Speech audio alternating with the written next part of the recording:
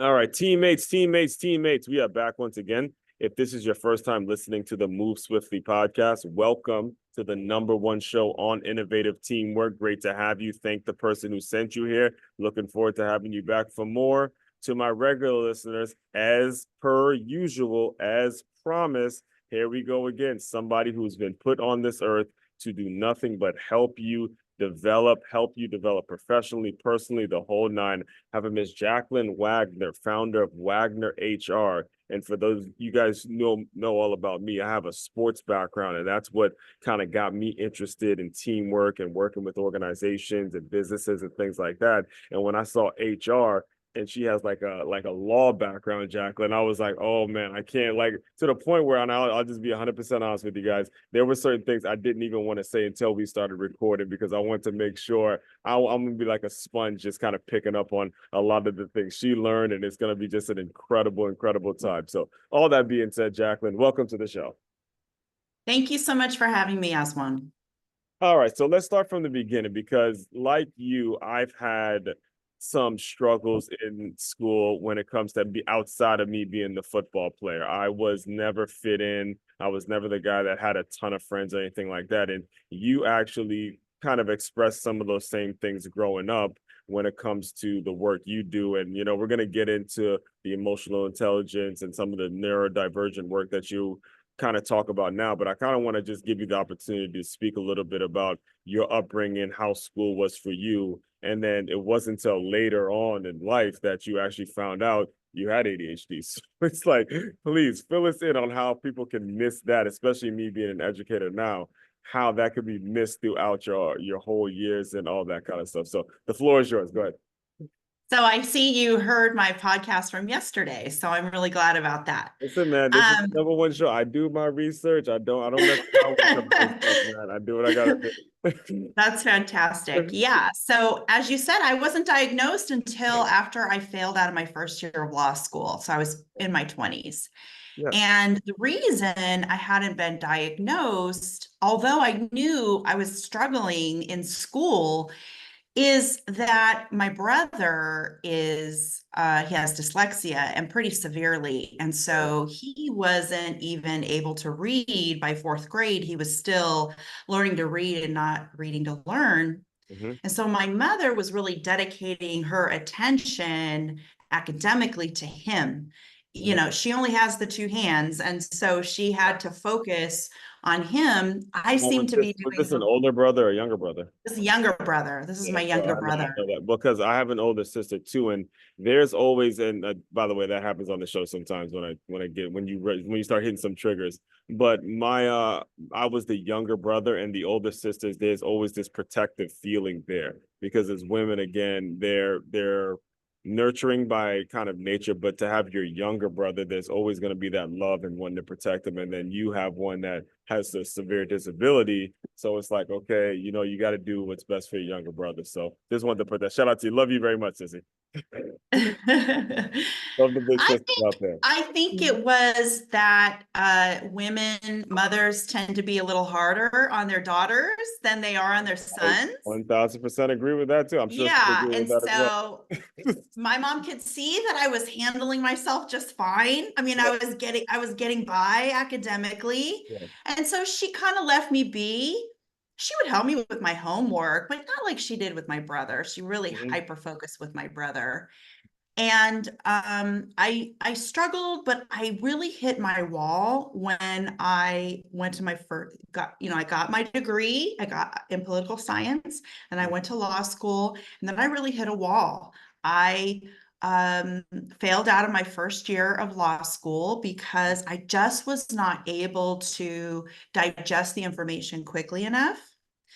The first year of law school is like drinking out of a fire hose. Yeah, It's yeah. all this information coming at you.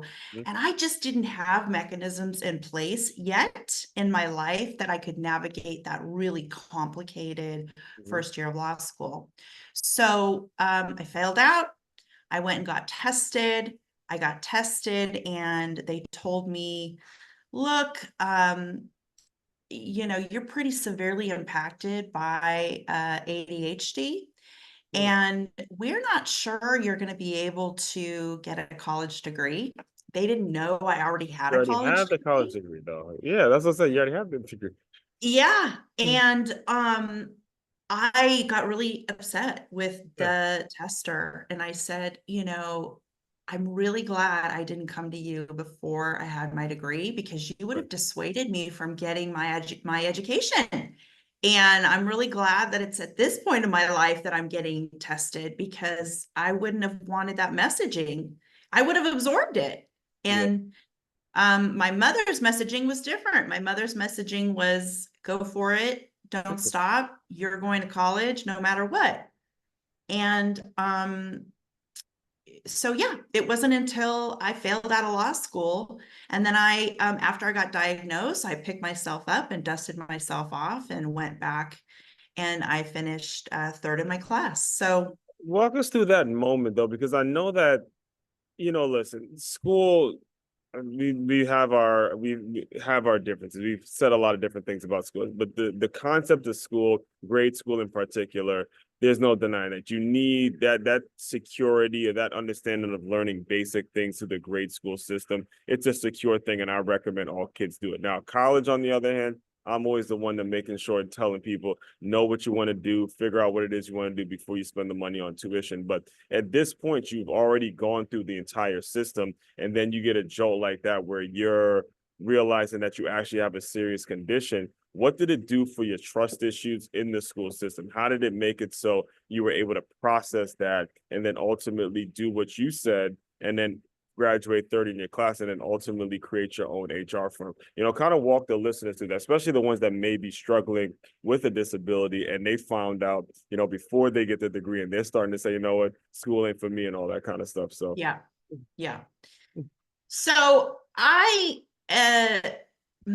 suppose I feel a little differently. I do think college is for everyone, mhm. but it's not going to be the same experience for everyone. Yeah. You can get a degree in art, you can get a degree in mechanics, you can get a degree, right? But I think education for education's sake is really important. So that has to be your first priority if you really want to get that degree. And even to that point too, there's also, it doesn't have to be a big fancy university. I tell people all the time, my mother got an No. associate's 2 years, and is one of the smartest people I know, runs her own house. Yes. Just that education, doing Yes. something. But there's so many different options, guys. And I went to a Catholic high school that they want to send their guys all to these big time universities. So I felt like a failure if I didn't go to Stony Brook University. That's where I went to go. But as I'm looking back on it, I realize, wait, community college, there's nothing wrong with that. There's nothing wrong Yeah, no. with right here and things like that. And sometimes kids kind of get that message wrong. So I agree with that. And so education for education's sake has to be the first priority. And then the second thing for someone who's struggling is your drive and determination has to outweigh your messaging that you're getting to dissuade you from keep going. mhm, And if you're able to have the mental capacity, the mindset, the strength of mind to cast out the naysayers, mhm, cast out the messaging you're receiving, and the messaging could be in your own head. mhm, If you allow yourself to have that drive and ambition outweigh all of the naysayers, including yourself, you will be successful. You will be able to move forward. mhm. Okay, You so will be able to move swiftly. they're the moving swiftly. Appreciate the plug. Appreciate the plug. It's part of I love that you brought that up, because the way when you finally get that degree, does a job offer come right away? How do you go from there to now I'm gonna start my own HR firm? And what are some of the steps that you took in order to get your own practice going? Okay. Mm. So, no, the job offers did not come right away. Not at Right. all. Right. You have to hit the pavement. Finding a job is a full-time job. Yeah. And I was really, really lucky that I got to intern in the summers with a corporation.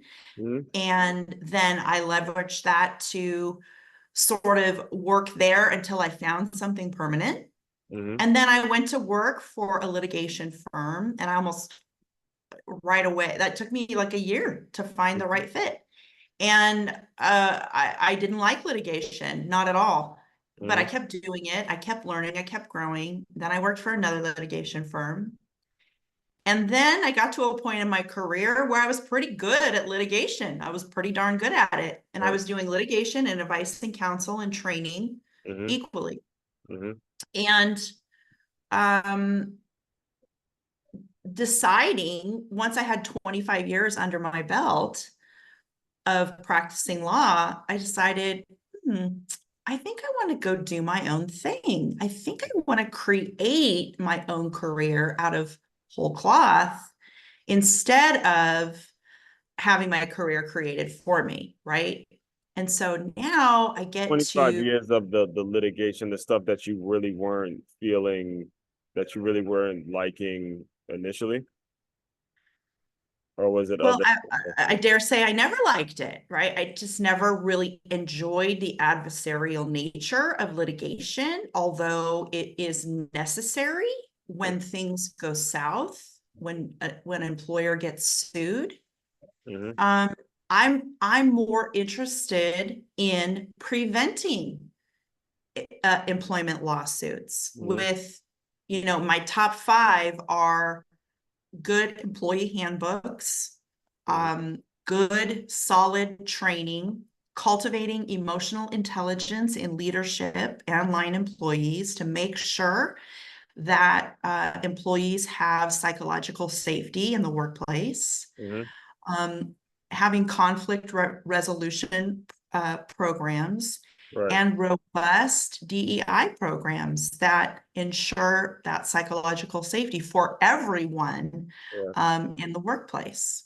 Okay, so I want to make sure I make the point too for the listeners is you sometimes when you're on your journey, you got to do what you have to do to eventually land on the things that you want to do. It's going through Yes, certain things that makes it so like I love how succinct you were able to just spit it out. You didn't need no notes. You knew exactly what you wanted. And we're gonna touch on the cultivating emotional intelligence in a second, but you were able to know exactly what you want because you've been through doing something that, again, you had to do it, but you learned something from it. So many of you guys would yes. leave jobs and, all right, I don't want to do this. Just go do it. Just go do it. Figure it out on the way. Jump out the plane and then build the wings on the way down. So, all of that being said, That's right. yeah, I like, was had I not experienced the litigation, I wouldn't know what to do to protect against litigation, right? I wouldn't have the appropriate background to be mhm. able to say, look, I know how employers get themselves into these messes. Let's prevent that from happening in the first place. Yes, man, that's awesome. So, all right, so one of the things that you do speak very passionately about is cultivating emotional intelligence, and I do want to give you the platform to give your full description on how you are able to cultivate it and what made it so you have such a passion for it. Like I could even feel your passion about talking about emotional just through some of the previous just looking through your website and some of the previous shows you've been on. Right. So I believe that the best way to go about preventing employment lawsuits is cultivating what's known as emotional intelligence in leadership. Hmm. And emotional intelligence is a coin of phrase used by many psychologists in the past, but really popularized by a workplace psychologist named Daniel Goleman. And he wrote a book in the 1990s called Emotional Intelligence. Hmm. And he argued that emotional intelligence versus intellect, our way to process information, and substantive knowledge, emotional intelligence outweighs those two factors in career success. And if you have intellect and substantive knowledge, but you don't have emotional intelligence, you won't be successful in your career. Hmm. And he posits there are five factors of emotional intelligence. And the two most important ones go hand in glove. The first is self-awareness, being aware of what makes you tick and what your triggers are and who you are and how you present to the world. On the other side of the same coin is the factor of empathy, how you relate to other people and how you have compassion for their experience, even if it's not your own lived experience, your ability to be empathetic toward other people. That's very important in the workplace. Third is your ability to self-regulate. Are you a person who gets upset very easily? Are you a person who feels overwhelmed very easily? Or are you able to regulate your own emotions so that you're an effective communicator and you remain calm and clear-headed and you're able to handle the task at hand? The next is motivation. What is your level of drive? And this goes back to what I said earlier about your motivation, your drive and determination have to outweigh any of that self-talk or the naysayers that you're hearing about not being able to succeed. And then the fifth component is your, your social deafness, how you're able to interact with others, how you're able to pick up on communication from another person, nonverbal communication, how you're being perceived in the room, and how you're able to negotiate that and pick up on that. And those 5 factors, well cultivated, are going to make you way more successful in the workplace than just your substantive knowledge and your intellect.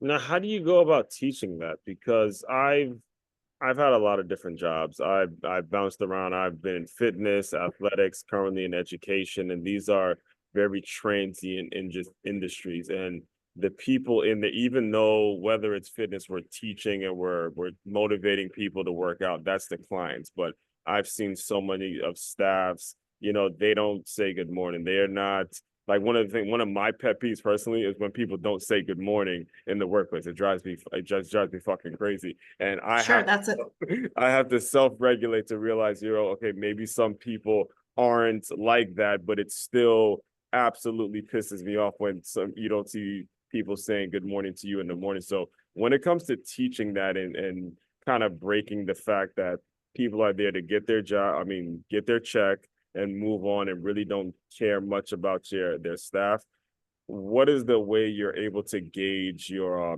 clients when it comes to that? Because I know from personal experience how difficult of a task that is. So the first part of our workshops is we have everybody take a self-assessment.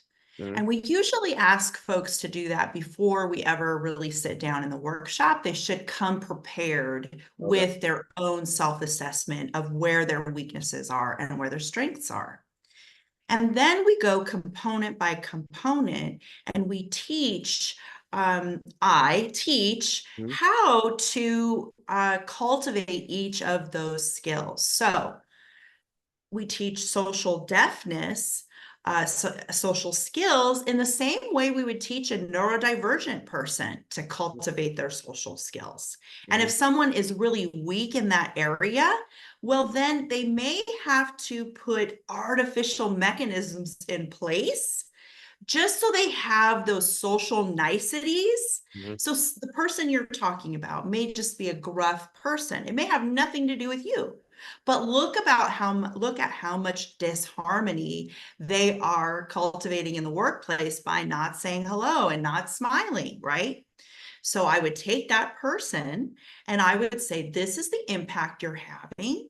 And here's why that's important, because you can't necessarily tell someone, here's the impact you're having and expect them to have empathy. Oh gosh, I feel bad that I'm having that impact, because they might not care. It'll be fake. Like if you were to go directly to this person and say, start saying good morning to this person every single morning, and then he or she starts doing that, I would know that it's fake. It's because some consultant told you to do it. So the question is like, how do you make it so they are empathetically saying good morning and they actually are doing it from a good place? Because you could be doing more harm than good if you just tell the person, oh, do this one thing, you start doing it. Now, what am I, stupid? I know you're just doing it because some consultant told you to do it. Let's get deeper and tell me, or let's show them why it's important to do that Yes. activity. So To explain the why. mm-hmm. Most people want their career to go well, right? Yeah. And if you explain, you are causing toxicity and disharmony in the workplace, and that's going to hold you back in the long run. Mm-hmm. They listen. They're like, okay. Oh, I don't like that. Right? Mm-hmm. And then we call on them to be self-reflective.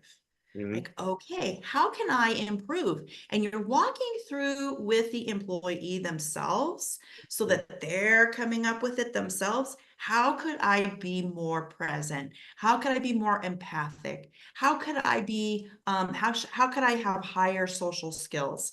Mm-hmm. You know, and you're walking through with them, but relating back to, you know, the disharmony that they don't want to be creating because it impacts their own career.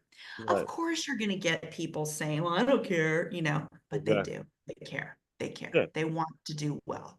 Right. And that's where, again, I really want to pick your brain in terms of how you're able to get them to see it as something that is important to care about. Because being 100% honest, you're going to go into the job, or even with you, you've done things because, look, the money was good. I'm getting my check. I'm paying my bills and stuff like that. And if somebody gets fired or if there's a person that leaves, at least I still have my job. So there could be a new person that comes in. How do you get them to kind of see, and Grant Cardone talks about this a lot. He goes, you know, selfish or poor people, middle-class people only think about their own check or their own money. They're selfish. They're not thinking about how is everybody else going to eat. So how do you break them from that habit and just look a little bit, just spend a little time, understand that people are going through certain things. Everyone ain't trying to eat, and really actually say, I'm going to do what I have to do to not only grow my career, but we're going to bring everybody up. So the workplace is just ticking and ticking and ticking. And this is where I like, you want to be moving swiftly. You want an organization that's just on point. Everybody knows each other. We're arguing, but it's arguing in a healthy way. We're agreeing, we're doing things, we're having breakthroughs and all that kind of stuff. I know that was a loaded question, but you give me, this kind of stuff gets me excited. That's great. Okay. Right. I'm very creative with how I approach what's going on in a workplace. So my first thing I do is I sit down with leadership and I say, all right, why am I here? Why did you bring me in? Because 9 times out of 10, 9.5 times out of 10, it's because something happened, right? Yeah. Something happened. So that's my focus about what happened. So then when I find out what happened, I am charged with the task of figuring out how to meet the gap in knowledge with information. It's always a gap in knowledge. Let me give you an example of something I did with one client. Please, yeah. So the gap in the problem was that they were having an inordinate amount of sexual harassment claims. This was following the Me Too movement, and they were getting claim after claim after claim for sexual harassment. And, you know, they were like, we need this robust policy that prohibits. I said, no, what your problem is an emotional intelligence problem. You have a workforce who is unaware, no self-awareness, and unempathic. Okay. They didn't believe me. I said, okay, let's do our homework. So I asked, who am I going to be working with? Who are our worst offenders? And they told me who the worst offenders were. They happened to be men who were making comments or physically acting toward women in a way that was making the women uncomfortable. But the women weren't saying, stop it, I don't like that, knock it off, you're making me uncomfortable. They were just silent. They were just doing their job. They were afraid to lose their job by saying something. Or they were just silent. Right. So I said, okay, that's a lack of awareness. That's a Mhm. lack of awareness. Remember, I said awareness and empathy are Yeah. different sides of the same coin. Right. So I went in and I asked a few questions about the gap in knowledge. And I found out that most of the men who were the offenders were under the misunderstanding that if the woman didn't say stop, no, knock it off, leave me alone, I'm uncomfortable, that Right. it was okay. Yeah. And I taught them Mhm. that the standard for whether sexual harassment is actually sexual harassment is whether it's welcome, not whether it's consented to. Mhm. Consented to is putting up with it and not saying anything. Wow. But welcomeness is, hey, come here. I want a back rub. Can you rub my shoulders? Right. Right? So guys are coming up behind the secretary at her desk and rubbing her shoulders, and she's not saying anything. So he's like, oh, I guess we're good. No, Right. that's consent. That. She was not welcoming it by saying, come here, I want a back rub. Or, gosh, my shoulders are so stiff, right? That would be soliciting it, welcoming it. Mhm. And so teaching just that one thing, Yeah. that sexual harassment isn't analyzed through a lens of consent, it's Mhm. analyzed through a lens of welcomeness. Mhm. So to put it plainly, unless the target is welcoming it, Yeah. soliciting it, asking for it, Mhm. it's harassment. Yeah. That clicked. And we were able to reduce sexual harassment at that organization, well, sexual harassment claims at Yeah. that organization after that training by 33% in Yeah. 1 year. That. That's an amazing result and return on investment. Yeah, you actually just helped me with a lot of things because you're right. That welcoming versus the consensual, me being I'm a trainer and fitness and all that, again, these are even clients, members. The gym I was at, it's no longer in business, but this owner would, get ladies who would complain at how creepy he used to be and things like that because they're working out, they're sweating. And the understanding was if it's not welcoming, like one of the things that they would tell me is if it's not welcoming, then they feel very uncomfortable with it. And that's what would made them cancel their membership. So, when, Right. yeah, eventually they'll cancel their membership and move on. But this guy, I don't think he was doing that on purpose. So you don't know these things when you're, Right. He was not self-aware. self-aware, And right? he lacked empathy. He didn't understand. Mhm. Empathy doesn't mean, oh, I feel really bad for you. That Right, happened to right, you. right. It means being aware of how the other person is feeling. Yeah. And so to get kind of the green light that conduct is welcome, Hmm. you have to check in with the other person. You have to know how the other person's feeling. Right, With consent, it's a really low bar, right? They just have to not say no. right. And so, and Hmm. I'm talking about sexual Interesting. harassment. Right, yeah, And so, just to make the employees aware, yeah. this is what is going on.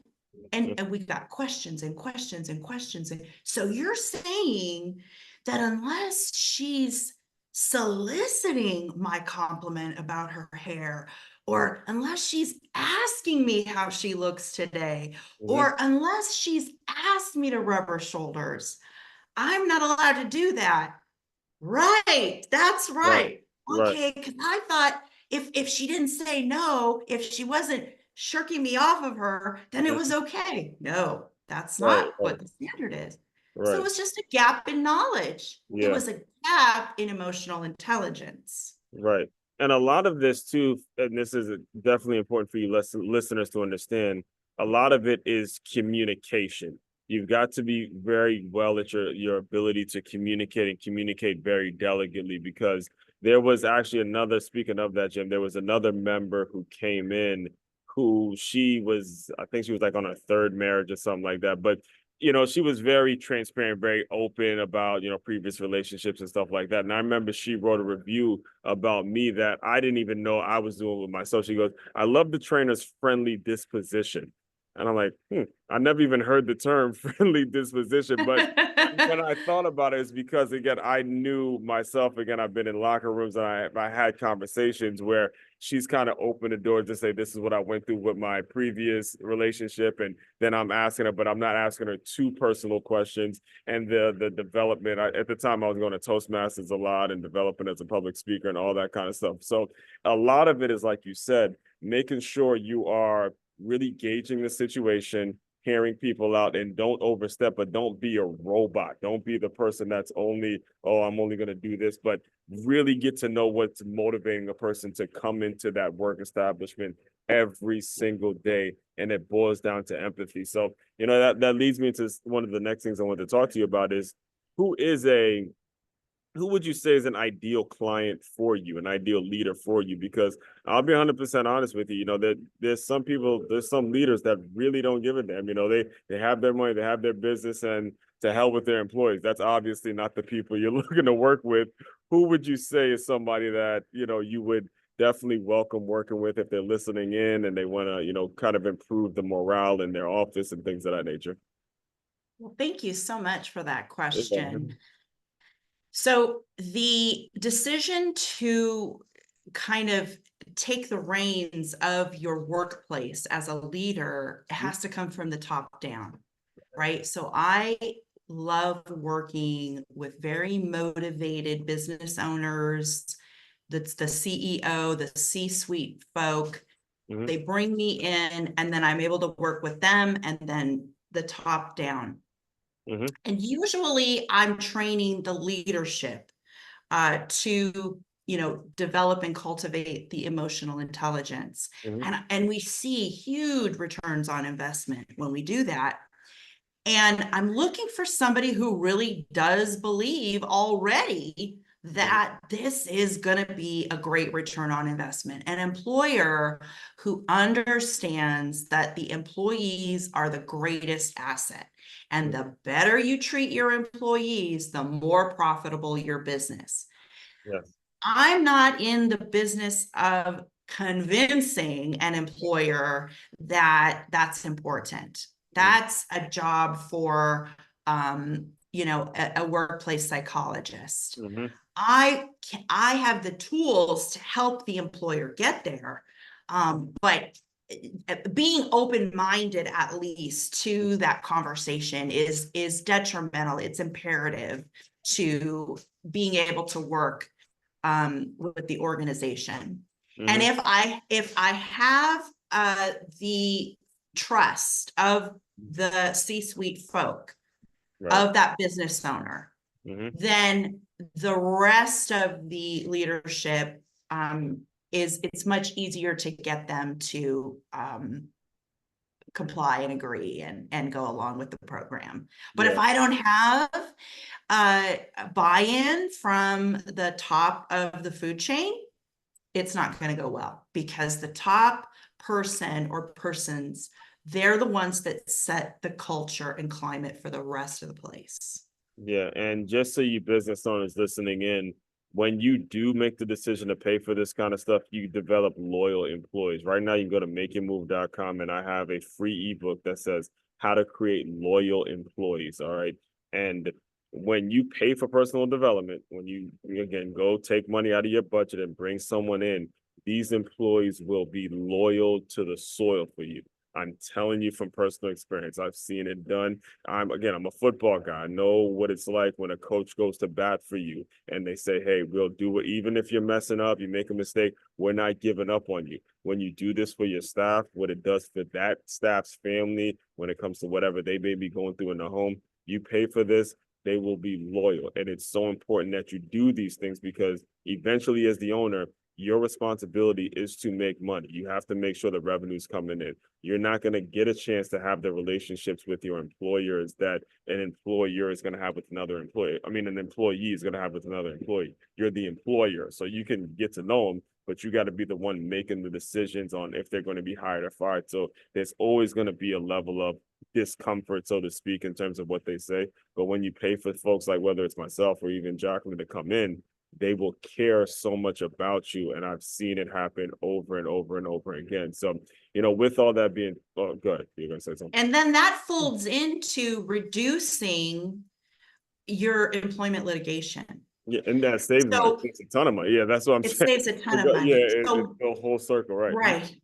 When there isn't emotional intelligence within the leadership, and they're especially lacking empathy, Mm-hmm. and the employees don't feel psychologically safe at work, Mm, if there's a performance issue from the employee and they're getting disciplined or they're getting written up or they're whatever, yep. in the absence of emotional intelligence and leadership, the employee is left with no choice but to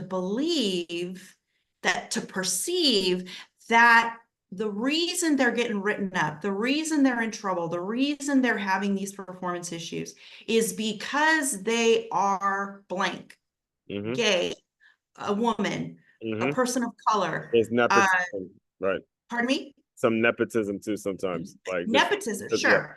They're left with no choice but to believe and perceive that that's why. Mm-hmm. And if you're doing a good job of cultivating the emotional intelligence in your leadership and they're communicating well with the employee about where there are opportunities for growth and performance, Mm-hmm. the employee is not going to be left with the implication that, they need to sue, and Yeah. they're not going to sue. And Right. to your point, a loyal employee doesn't sue, right? Because they Right. feel like they belong, they're included, they have psychological safety, and they feel valued and heard. And so they're not going to sue. Right. And actually that actually makes me think of another point I want to make is you can't do this on your own. Business owner, manager, you cannot do this. I see it over and over again. I'll even give you an example, Jacqueline. I still teach at this school named the Center for Creative Education, and the principal is another lady.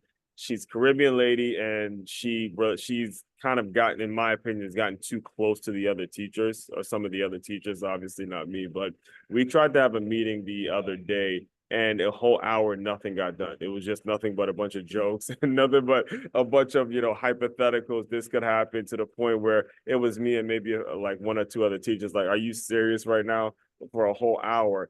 And I was thinking to myself, I'm like, it's because she's gotten so close and become so friendly with some of the other staff members that you guys can't even have a serious meeting, to the point where you as a business owner, you're going to need this for yourself to make it so, hey, I know I'm exercising, I have authority. I'm not being, I'm not doing my job if I don't let my employees know from time to time, hey, I'm the boss. I'm going to love you. I'm going to trust. I'm going to do whatever I can to help you. But at the end of the day, you got to be the decision maker. You don't get to be the employee's friends. I cannot tell you how many times I've said that on this show. As a boss, as an owner, as a manager, can't be their friends. It's not going to work. The business will not work. Either you're going to get fired or the business is going to get shut down. That's just the way it's going to work. You Yeah, cannot be and, their and friends. you're given a fiduciary responsibility when you're in leadership, You are. to lead. And so that doesn't always align with trying to be the friend. But just because you're not their friend doesn't mean you can't lead well, right? Doesn't mean that you can't be very inspirational and motivational.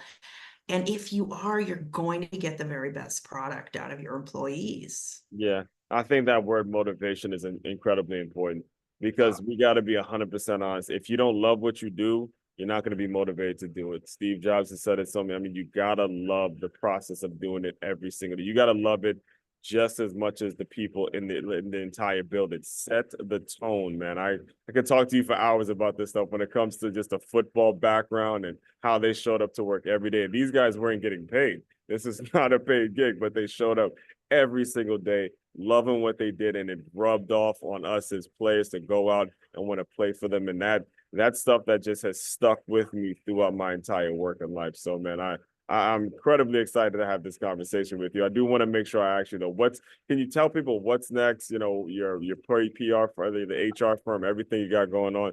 Just tell people how they can get in touch with you and what is coming down the pipeline. Oh, thank you so much. So we offer all aspects of human resources consulting, pre-litigation, employee handbooks, investigations, conflict resolution, all that stuff. And we also offer these workshops on emotional intelligence for your leadership, where they can assess their emotional intelligence, see where their gaps in knowledge are, and we can fix them. We can help fix them. And you'll see a return on investment. And then the way to get a hold of me is through my website, which is wagnerhr.com. And Wagner is WAGNER, wagnerhr.com. Excellent, excellent. That'll also be included in the show notes as well. So, Jacqueline, the way I close out all the shows is I want you to use your imagination a little bit. You just failed out of law school. You just got the diagnosis. I want you to pretend that that version of Jacqueline has come into the Zoom room. She's here. Give her some words of encouragement, and we'll officially close. You can do this. Get yourself up, and dust yourself off. You got this. You're very smart. You'll find a way.